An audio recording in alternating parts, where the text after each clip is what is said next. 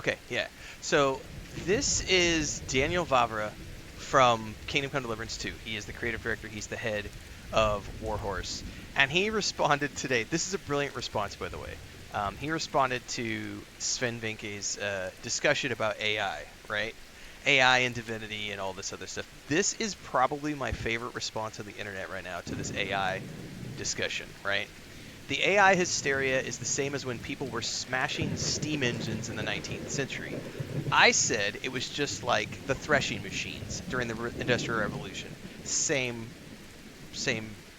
analogy here. Um, Sven said they were doing something that absolutely everyone else is doing and got an insanely crazy shitstorm. I've even seen someone accuse us of using AI in KCD2. I don't know anything about that except I used Topaz Labs to upscale some of the AI elements from KCD1 and some of the old low-res textures. I'm no fan of AI-generated art, but anyway, it's time to face reality. AI is here to stay with us. As frightening as it may be, that's the way it is. Personally, it scares me the most in the music because you can't even recognize AI there anymore. On the other hand, you know what I hate about making games? The fact that it takes 7 years, 300 people, and tens of millions of dollars to make. And the fact that Tom had to spend 500 hours in the studio recording completely generic heckling and generic bars, aka Henry. If AI can help me make an epic game in a year with a smaller team like in the old days, I'm all for it. The game will still have an art director, writers, programmers, graphic designers, but they won't have to do the tiresome and boring tasks. They can instead focus on the essentials. I have ideas for lots of games, but I'm 50 years old and so far it's taken me 7 years on average to make one game. If AI helps me realize those ideas faster, I'm all for it. As for the RPG and the actors, wouldn't it be nice if you could ask anyone anything in an RPG? Like maybe someone for the road directions? Or what do they think of their neighbors? We already have tools, 11 Labs can do it, where you can script an NPC, their character, their knowledge, and opinions, and then they can talk to you about anything.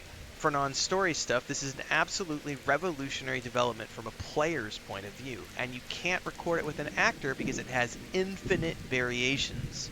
But what you can record are cutscenes and story dialogue. You don't need an Oscar-level performance when ordering a sausage in a pub or when asking how to get to the castle. Programmers have a problem. The work of most of them will probably not be needed very soon. We will have software architects and AI will do the programming very soon. Resisting this is probably as meaningful as resisting the use of sewing machines in the textile industry, or going back to riding horses when we are using planes and cars. How many horse breeders lost their jobs thanks to Henry Ford? We just talked about the Model T over on TikTok a minute ago. Like the Model T, there were people like, oh, you're stealing my horse's job, right? Who and how will recognize if the game was programmed by a human or AI? And who would want to spend months of work and hundreds of thousands of dollars when the same thing can be achieved in minutes for free?